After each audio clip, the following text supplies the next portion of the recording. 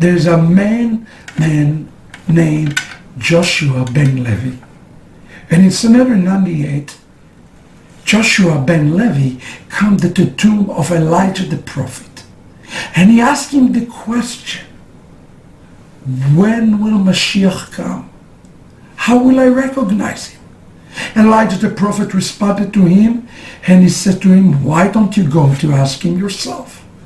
And he said to him, where will I find the Messiah? He answered him, Elijah, and he said, go to the gates of Rome. In the gates of Rome you will find the Messiah. He went to the gates of Rome. And how did he recognize the Messiah? Was he clothed in the clothes of garments of glory? The answer is no.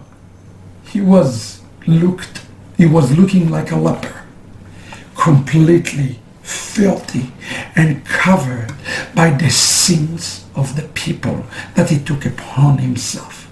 He recognized the leper, and he asked him, when will you come, Messiah? And he said to him, today. The rabbi was joyful, and he went back to his village, and he sat back and relaxed, and he said to himself, Messiah is coming today. A day went by, a week went by, a month went by, and there was no Messiah that appeared. He went back to Elijah, and he asked Elijah, why didn't Messiah came? Why did the Messiah lie to me? Elijah told him, go and ask him yourself. He went back to the gates of Rome to ask the Messiah, why didn't he come? He said to him, Messiah, Messiah, you have lied to me. You said you are coming today. The Messiah, who speak only scriptures, speak only the word of his Father, turned to the rabbi and he told him, today I said, comma. And then he quote from Psalm 95, today if you listen to my voice. You see, the problem with Joshua ben Levi was that he did not prepare for the Messiah. He went back to his village and he sat back and he didn't do the necessary things for the preparation of the Messiah. And the fact that the Messiah is sitting in the gates of Rome come to teach us something important. When Italy prepared for the coming of the Messiah, when Italy prepared for the banquet, from Italy going through the Exodus, when Italy fixed its village, when Italy prepared the nation, then the Messiah, who is sitting in the bondage of the gates of Rome, will live in his own Exodus all the way up to Jerusalem. So today I want to challenge you. As you go through the Exodus, it is not alone that you are going through the Exodus. There is one who is coming with you. His name is Yeshua. Yeshua is the one who is coming in with you. There's a very interesting passage in the Torah. And in the passage of the Torah, it is speak about a leper. In the portion called Tazria and Besorah, we read about the leper. And the leper in this case has to be taken outside the camp. The question that you need to ask yourself today, Italy, is very simple. If one taken outside the camp, and the Messiah is representing a leper who is a stranger for the house of Israel, how does he become clean again? How does he become clean? Well, he has to be brought inside the camp. But if a leper is outside the camp and legally he cannot come inside the camp, how will he become clean again? Well, the Torah tells us that the high priest have to look upon him and says, you are clean. But in order for the high priest to say to him, you are clean, he have to see him. But the high priest himself cannot leave the gates of the city. So we have a problem. If the high priest, which represent Israel, who is a nation of priests, have to make him clean again, but yet he cannot be brought into the camp, somebody have to bring him inside the camp. And this is exactly what the Torah tells us. It tells us that somebody had to go outside the camp and bring him to the skirt of the camp, where the high priest will say, clean, pure, and kosher. Today, Italy have a task and have a mandate to leave Egypt, to go in this journey from Golah, exile, to Geulah, in order to bring the Messiah back home. Your return, Italy, means that Yeshua is returning with you. I pray today that as you start your journey back to the house of Israel, that today also Messiah Yeshua will return to his beloved, to the people of Israel, the Jewish people. This morning, I would like to give you the very first teaching in these two parts that I will have the privilege and the opportunity to teach Italia today. Thank you, Italy, for allowing me to speak to you as a Jew who loves Yeshua today. And I pray in the name of Yeshua, in this emotional moment, that Italia will listen. Because if Italia listen, and if Italia will do what God told them to do, just as the Messiah told Joshua ben Levi in the story, if Italia prepare this house, guess what? The salvation will come to all of Israel. Recently I have released a book that is called From Golah to Geulah. When you think about this concept of redemption versus exile, you're talking about two things that appear to be completely opposite to one another. Listen to those words carefully in Hebrew. Golah and Geulah. In the book, I describe and I explain that the word Golah, which actually means exile, and the word Geulah, which means redemption, are nearly identical. The only difference between Golah and Geulah is the letter Aleph.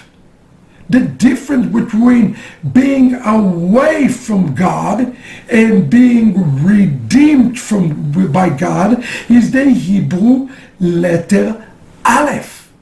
Today, all of us, each and every one of us, Jew and Gentile alike, are found in a spiritual exile. Even today, in our prayers, we're going to read this prayer in Italian and in Hebrew. When we ask God to return us to the land and bring His Shekinah to the land, you probably ask, what do you mean? Aren't the Jews back already in the land? Haven't they returned to the land? Why do we pray for the return 3 times a day? Why do we pray for the return of the Shekinah 3 times a day? The reason is, although we have returned physically, the spiritual exile still exists. And the spiritual exile will be broken only with the coming of the Messiah. The question that should be in the mind of everybody today should be this: can I bring the world? Can I be part of bringing the world to prepare to go from Golah to Geulah? What is my role as a believer in bringing the world from a state of exile to a state of complete revelation? Are those things completely up to God, or are they up to man? In essence, the church teaches today that everything is up to God and man should just stand back and pray for the salvation, pray for a rapture, and God will take care of everything. But you see what we can learn from the story of Joshua ben Levi that we heard a few minutes ago? The problem was with Joshua ben Levi is not that the fact that he went back to the village. That was not the issue. The issue was that he failed to inform.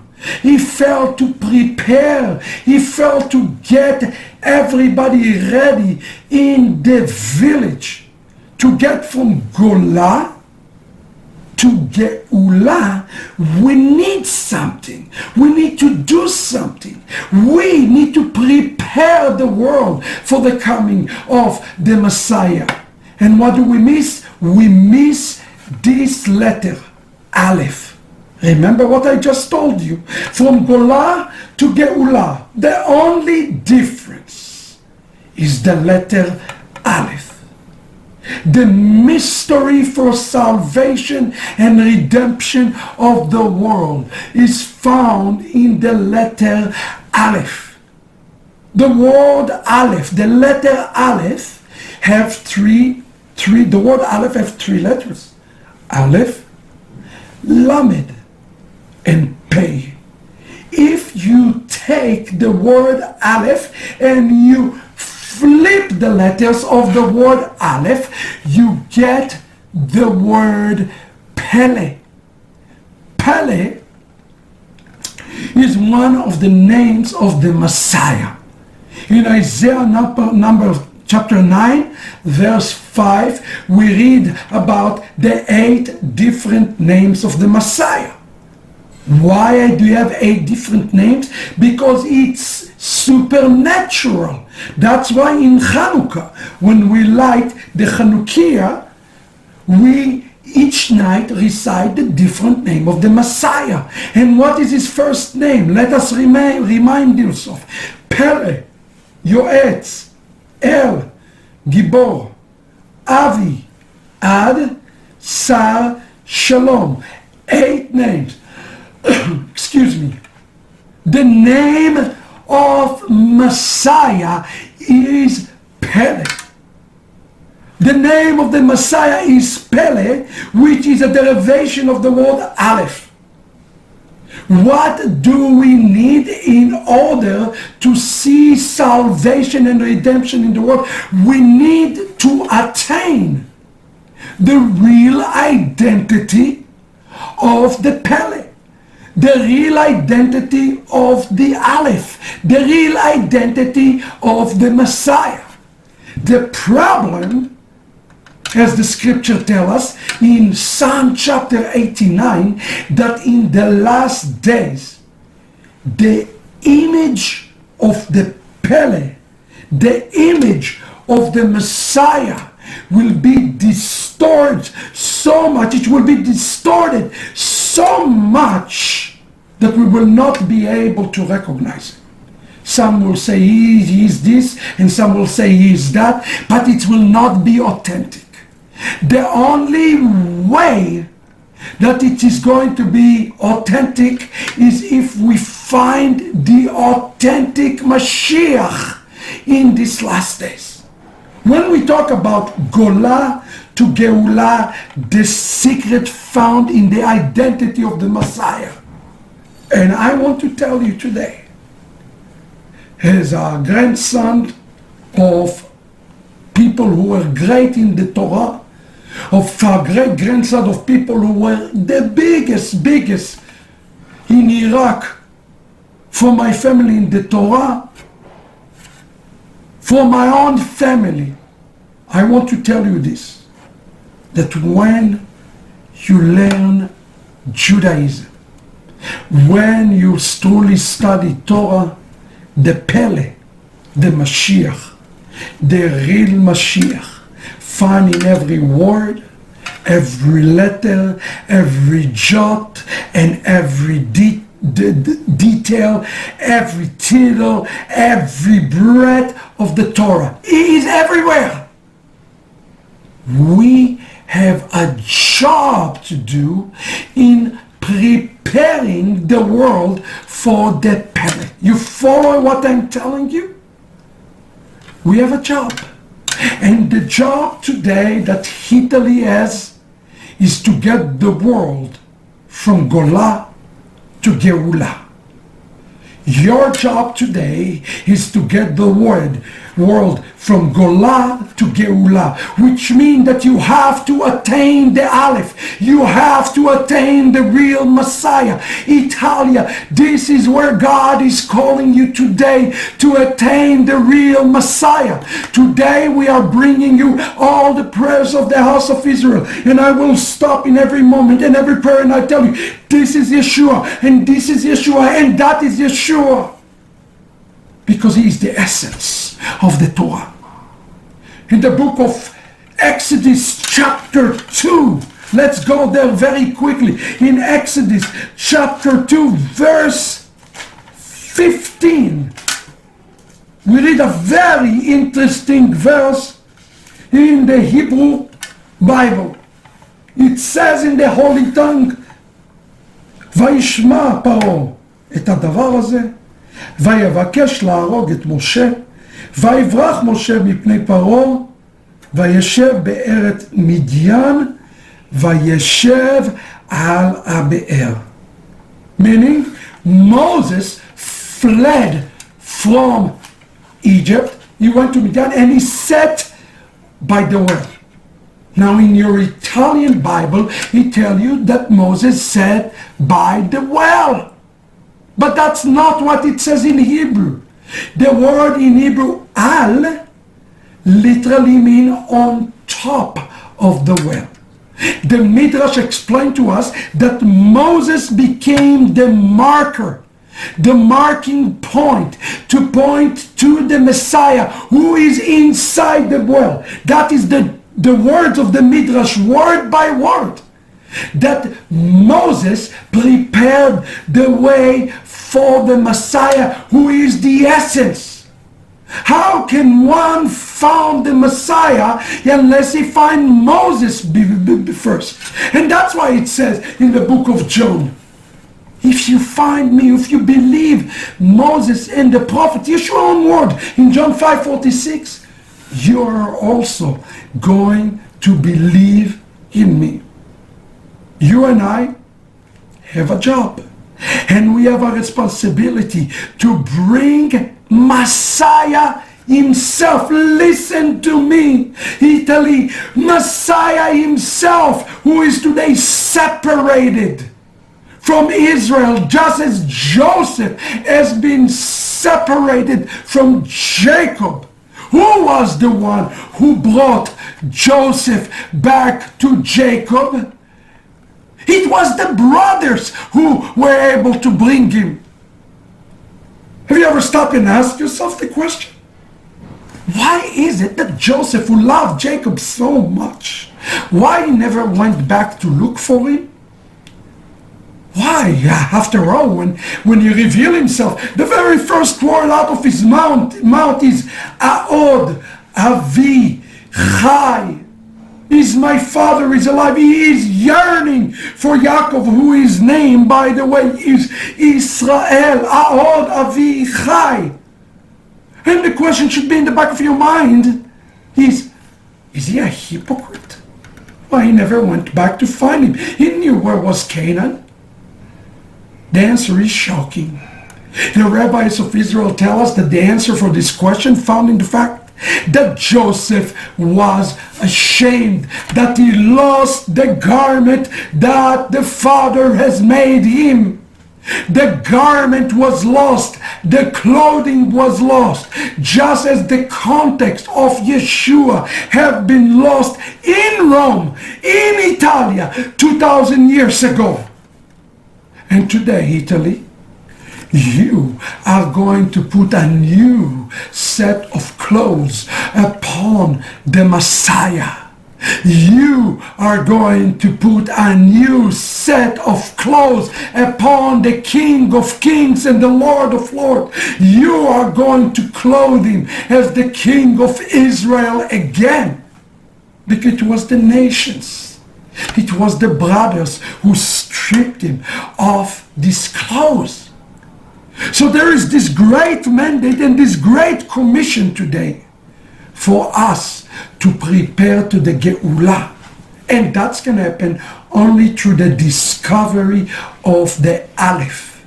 By the way, the word Aleph is derived from the Hebrew word Aluf, the champion, the king, the Lord, the master. He is all of those things. But unless we will be able to prepare him as the Aluf, he cannot be Aluf. Here is an analogy to think about Italy. Aluf means a champion, like in a case of a race or a training. Let's say one want to become a world champion, let's say in football, in soccer. I know Italy have not won the World Cup in a while, but God willing, they will win the World Cup again soon, before the Messiah will come. What do they have to do? They have to train. They have to prepare themselves. They have to get ready. They have to show themselves strengthened and ready for this challenge. Today, Italy have a chance to train and to prepare Messiah. And you say, what? Who am I to prepare the King of the world? Who am I? It's almost sounding blasphemous. But I want you to think about Yeshua own words when he says, "Oh, Jerusalem, Jerusalem, you will not see me until you say, Baruch Abba B'Shem Adonai." I want you to think about this word, because when you translate them in your Italian Bible, it's actually said, "Welcome into the name of the Lord."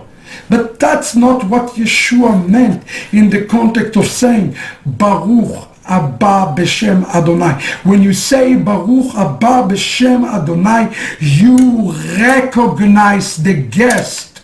You are full recognition of who he is. And today he cannot be recognized until the nations will return him, until the Italians, since he's sitting in the gate of Rome, there is nobody that need to recognize him any further than Italia himself. And this is the Shabbat Golah to Geulah for all of Italia, who will recognize him in these days, in this season. In the name of Yeshua, we declare it upon you, Italy. So how do we do that? How do we extract the Aleph? The question is, how do we extract the Aleph, who is really Pele? Well, remember what I told you. Aleph and Pele. Number one, it's the supernatural. Make yourself a point, a note today about today. We are praying today for the supernatural for Italia. I am praying with you, and I pray that as you hear momentarily the prayers of the house of Israel, you wouldn't say, "Oh, what a beautiful melodies. Oh, I love the voice of the Chazan." No. I pray today that the supernatural voice of the Aleph, which is called the Pele, It's the same voice, right? We flip the letters. Will speak to you today. I pray in the name of Yeshua that today you will receive the voice of Hashem, the voice of the Messiah. Remember the answer of Messiah to Joshua ben Levi? I'm coming today if you hear my voice. Italy have been hearing many voices, and one of the voices that Italy have been hearing is the voice of the Catholic Church. It is a fake voice. It is a fraud. It is not the voice of Yeshua. It is not the real Yeshua. I remember the time when I walked into the Vatican. And as I walked to the Vatican, I felt the spirit of impurity. Where I walked with my kippah and my talit, and I walked into the Vatican when one of the cardinals saw me. And I can sense the spirit as he was running to me with a bunch of men. He was running to us. And to my shock, he talked to me in Hebrew. He started to speak to me in a perfect, clear Hebrew language. And he said, "Oh, the prodigal son has returned. We love the Jewish people," all in Hebrew clarity. So we start to talk about Paul and about the Jewishness of the Messiah and so forth, and how much they love the Jewish people, etc., etc. And then I brought up Peter in the conversation. I spoke about the Jewishness of Peter.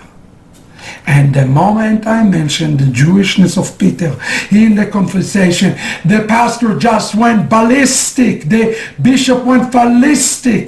The cardinal went ballistic. And he said, "You will not tell me about the Jewish Peter." And I can see the demonic spirit that was there in this moment. It is the spirit of the anti-Messiah. You see, brothers and sisters, we talk a lot about replacement theology that exists in the church. Let me define for you our replacement theology in a classical sense of the word. Most define replacement theology as the fact that some believe that the church replaced Israel. It is true, that is definitely a form of a replacement theology. But this is not the main replacement theology that you and I need to be looking for. There's another form of replacement theology. Replacing Yeshua himself with a counterfeit. That is the ultimate replacement theology. And the only way that we can bring the world from Golah, from exile, is to Geulah, is by sticking the authentic Aleph, the authentic Alef, the authentic Pele, the authentic Yeshua back into it, because he will help us to bring the world to a complete Geulah. We need him. The fact that there is no Geulah in the world, the fact that there is so much pain, there is so much suffering, tell us something. It is telling us that we have been calling upon the false Messiah for the last 2,000 years. So today the question is, how do we get from Golah to Geulah? How do we attain the Messiah? And in that, friends, I want to tell you something. We need you. We need Italy. I am coming to you as a Jewish believer in Yeshua the Messiah, as a Jewish rabbi, as a friend and as a brother, and I tell you, we need you, because without you, without Italy, there's no Geulah. Without you today, there is no Geulah. What do I mean by this? Let's look at that for a second prophetically through the calendar of God to understand it. We are entering right now, we are in the midst of the month of Nisan. The month of Nisan is the month of Pesach. It have a different name in Hebrew. It's called the Chag of the Aviv. Aviv is when the things are being born. It's being born again. It's also called Chag Acherut, which literally means the festival of the freedom. Nisan is also the first month. It's the month of Geulah. And it's also known by this name, month of Geulah, the month of redemption. So the month of Nisan represents prophetically for us. It's the month of the complete Geulah, the full Geulah. What month come before it? Remember what month we had last month? What festival we had? It was Purim. And during the festival of Purim, we read the Megillah of Esther. It's a time where the name of God not even mentioned, not even one. And as a matter of fact, before Nisan, God prophesied already about the Nisan, the redemption. He said during this time, right before it, it says in the Torah, Astir Panai. This is an important word. Astir Panai. What word do you hear inside this verse? You hear the name Esther. And Moses already prophesied about Esther because it's a time, the word Esther means a time that I do this. I'm hiding myself from you. It will be time so dark. It will be some time so difficult. It will be a time that you will say, where is God? Where is Messiah? Why? Because the Aluf, the Aleph will not be anywhere to find. The world will get to a time of such godless, such chaos, such calamity, that will be nothing. There will be nothing to hold on to. That is the time before the Geulah. As I explained in the book to you, this time called the birth pangs. It's a very difficult time, and brothers and sisters, we are inside the birth pangs. The birth pangs of the Messiah have already started. The birth pangs of the Messiah are right now taking place. Esther Astir Panai. Which month is it? It is the month of Adar. As I explained to you in the book, the month of Adar that is leading us to the redemption is where we are right now prophetically. Adar made out of two words. Aleph, Dar. Say with me. A for Aleph, and then you have the Daled and the Resh, which make the word Dar. Adar, the month of Adar prophetically tell us how we attain the Aleph that is needed to carry us for redemption.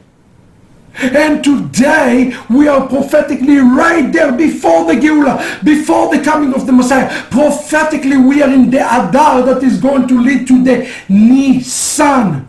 What is Nisan? It's written in the word miracle. What is Aleph? Aleph, if you flip the word, is miracle. How do we attain the miracle? How do we prepare the world for the miracle of the coming of Yeshua, the Messiah? The secret found in this world, in the Adar. Aleph, Dar. The word Dar in Hebrew means a dweller. Aleph is the name of God.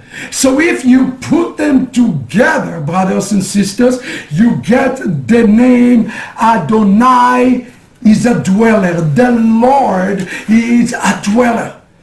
The process of preparing the world is what we need to do right now. We are preparing our villages. We are preparing our cities. We are preparing our countries for the coming of the Messiah. Remember the story with Joshua ben Levi who went to Rome? He went back to his village. But the Messiah has not come. And the reason the Messiah have not came, because he did not prepared the house. The house was not prepared for the word Baruch Haba. In Judaism, when you say to somebody Baruch Haba, it means that the turkey is in the oven, the hors d'oeuvres and the appetizer are on the table, and the first bottle of wine, Italia, is already popped before the guests ring on the doorbell. Why? Because the house is ready. The house is prepared. In Italy today, it is a time for you to prepare. It is a time for you to get ready. We don't have a lot of time to get ready. The secret of the Geulah is in the preparation to the Geulah. The secret is in the preparation. We have this great story in the Talmud about the wife of a rabbi in this important town. And it is right in Erev Yom Kippur. Right there before the Shabbat, before Yom Kippur.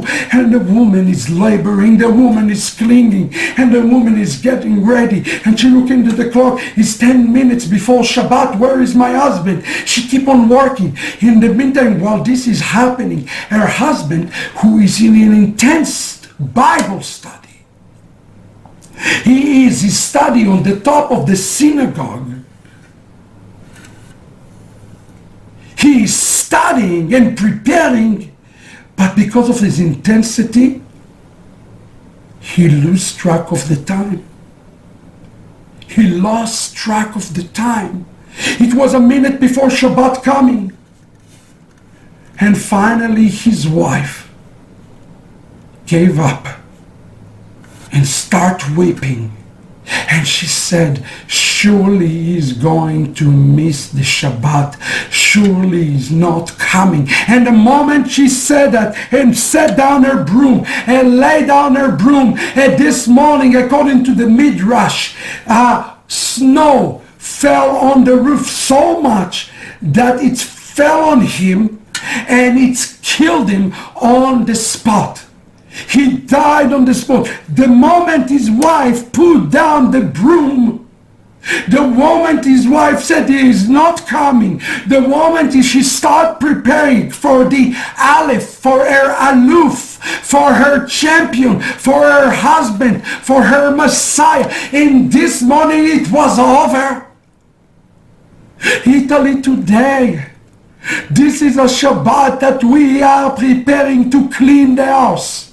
We are cleaning right now in the name of Yeshua. Italy is being prepared. Italy is being cleansed. Italy is getting itself ready.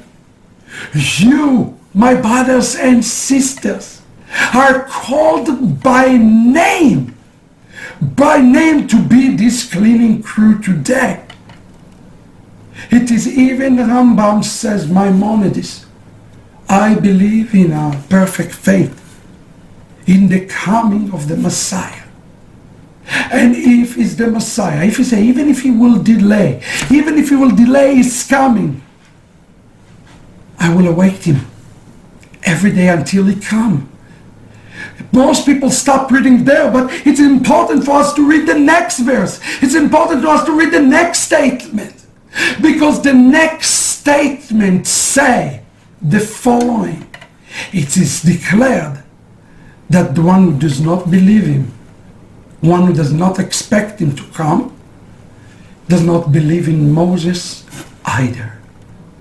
So today my question for you, Italia, as we preparing ourselves to go from Golah to Geulah, is, do you have a desire to come out, to return to the roots and to prepare the house?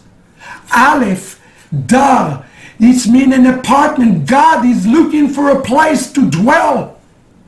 In the beginning there was the Word, and the Word was with God, the Word was God. We're looking for a way to dwell with you today, to tabernacle with Israel. This morning, We're going to start with this prayer. It's the Matovu prayer. And there is a message here in Pesach that I want you to hear as we leaving Egypt, as you leaving Rome, as you leaving Italy spiritually, the Spirit. In this story in the Torah, we read about this evil king named Balak, who hired a magician named Bilam to curse Israel. When he came to curse Israel, instead of cursing Israel, the words that come out of him are the words of the Matovu. How wonderful, how good. Matovu. How awesome it is. Mishkenotecha Israel. Your dwelling place is Israel. You see, God used a wicked magician to prepare the house of Israel.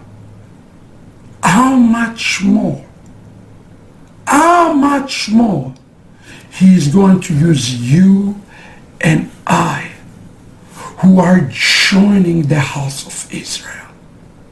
Today you have a commission and a calling to join the house of Israel, to join their roots. And you need to ask the question, why? The reason you're joining is that you and I will be part of the cleaning crew. And if he can use a wicked person to clean the house of Israel, how much he can use one who truly cares and truly loves the house of Israel. The cleanup of the house of Israel is the cleanup that preparing the world to receive the Aleph, the dweller, the guest who is going to come on in. This guest is the greatest guest that we can have. His name is Yeshua. And the moment the house is ready, and that's what the church need to understand. And they say today, well, God, come and rapture us, hallelujah. Take us off this hellhole called place earth. That is foolishness. God is not coming to fix everything. Because he's coming with the word Baruch haba. And the word Baruch haba, brothers and sisters, means that the world has already been ready. The Adar, the Dar part, the dwelling place, is already ready to receive the Aleph, to receive the Aluf, to receive him. Baruch haba means that the house has been cleaned. Yes, there are going to be other filthy places. But the house of Israel, brothers and sisters, the house of Israel will be clean, will be purified before we need more people who will clean the house of Israel, because the workers of you, as we're clean, we are preparing for the Adar, who will lead for the final Geulah, who will lead for the coming of the Aluf. May God bless those who clean, who take upon themselves today the garbage and the filth. Why do you think Paul says in the letter to the Messianic Jews in the book of Hebrew, come now, let us go outside the camp. Come now, let us start the Exodus today, bearing his share. What does that mean? It means that we have built a filthy house for him. He will not come to a filthy house because he is a King of kings and a Lord of lords. So when we're talking about your Golah and your Geulah, you going from exile to Exodus, guess what? It is not about your journey. It is ultimately about the Messiah journey. When you take the journey to the new house called Israel, when you go and you clean the new house. And as I explained in the book, this new house has a name. This city has a name. This city is called the city of refuge. This city of refuge is a city that is so powerful. It's so beautiful. It is so wonderful. You You have the Jew, you have their Gentile, you have their black, you have their white, you have their young, you have their old, you have their everybody. And people are working there. They are working for one reason: to prepare the city for the Aleph, to prepare the city for the receiving of the Aleph. Because when the Aleph see the city and hear the word Baruch Haba, meaning that the city is ready, then the Geulah will come to all the dwellers of the cities. And this is my desire to tell you today, Italia. There is not one of you watching me today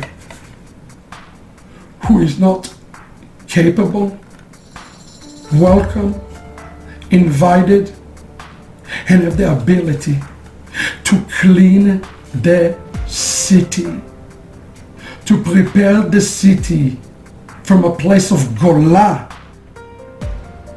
a filth, to a place of Geulah, oasis for the Messiah.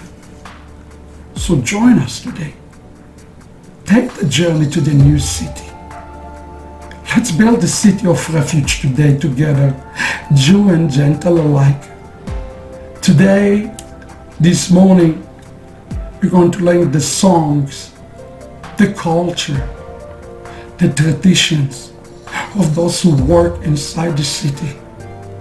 My great desire as a Jewish believer is to see all of Italia coming in and help us to prepare this city from Golah to Geulah, so that the Messiah will come and dwell with us once and for all. In 60 seconds, we will be back with this worldwide shacharit. Thank you for your journey. Thank you for your exodus. Thank you for willing to leave behind your old city. I know it's hard. You love your old city. But this is not the real city. The real city is Zion, is Yerushalayim. That's where Yeshua is returning to, is a Jewish city. Join yourself today.